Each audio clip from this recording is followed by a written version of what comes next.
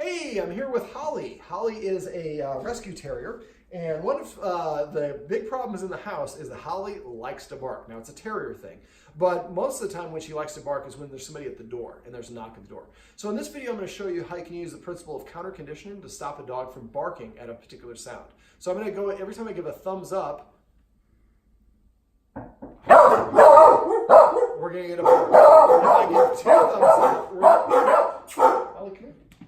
If I give two thumbs up, we're going to get a doorbell. I'm probably just going to work with the knocking, but you can do this for both.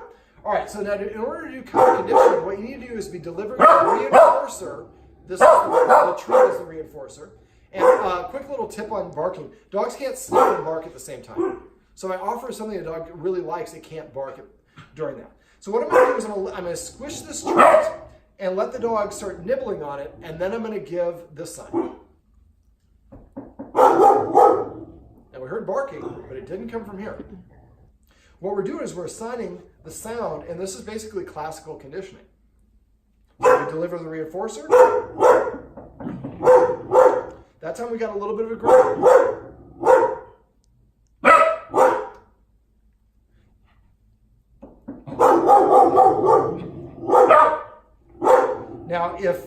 Now the person who's doing this outside needs to be very precise. So when I hold my hand up, the dog needs to start, the knocking needs to start right away. And what you should do is actually hold your hand up, and as soon as the dog stops taking the treat, the knocking needs to stop if it is continuing. So I'm more interested in getting the treat than barking there. If you do this enough, you can actually condition the dog that bark means I'm getting a treat.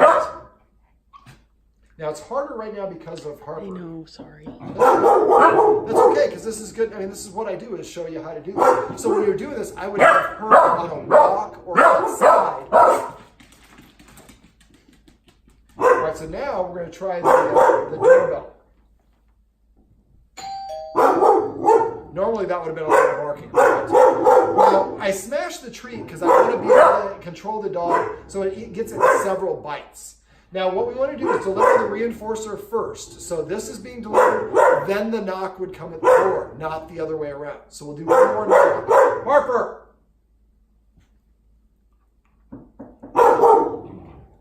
Now, you can do this with both dogs.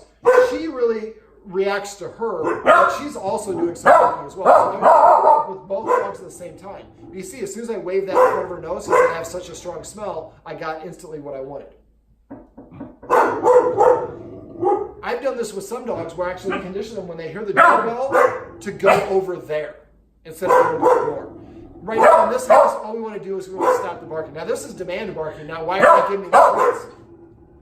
I want to have at least 3 seconds before the last bark before I start giving the treat. He's not paying it. And if you do this enough, eventually the knock will almost elicit the Pavlovian drooling instead of Harper. The problem with dogs that are barking and demand barking is any correction or any attention is validating. So if Harper is barking, I yell, Harper. Now, she's not as bad as her, but any attention will reinforce what the dog's doing because the dog wants the attention.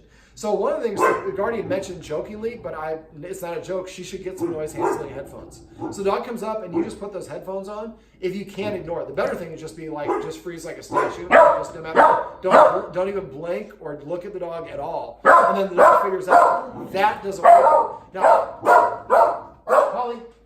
Now, off camera, I went over my petting with a purpose and passive training philosophies with the dog. That's the other side of this coin. This is to stop the barking, but we also have to give the dogs the way to get our attention. And so when the dog sits, we pet it. When it nudges us for attention, we tell it to sit, and then we pet it. So now we're kind of handling on both sides. Hey, if you want my attention, do these positive interactions, and you'll get my attention. And when the door knock happens, not barking gets you the best treats you've ever had. As soon as you bark, the treat goes away. All right, well, this is how you can use counter conditioning to stop a dog from barking when people knock or ring the doorbell.